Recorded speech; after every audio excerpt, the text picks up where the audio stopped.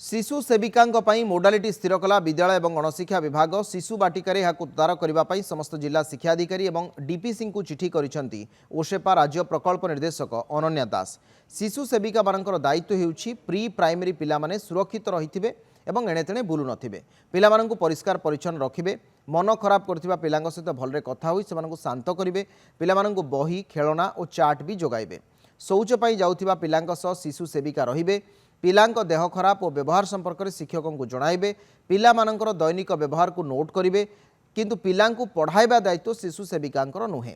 सेमाने असुस्थ पिलांकु औषध देई परिबे नाही, पिलांकु गाली भी करि परिबे नाही शिशु सेविका माने।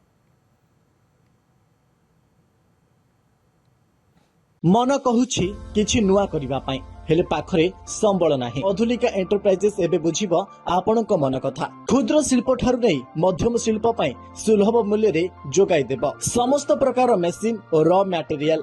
अधिक जानिबा पई आज ही कॉल करंतु।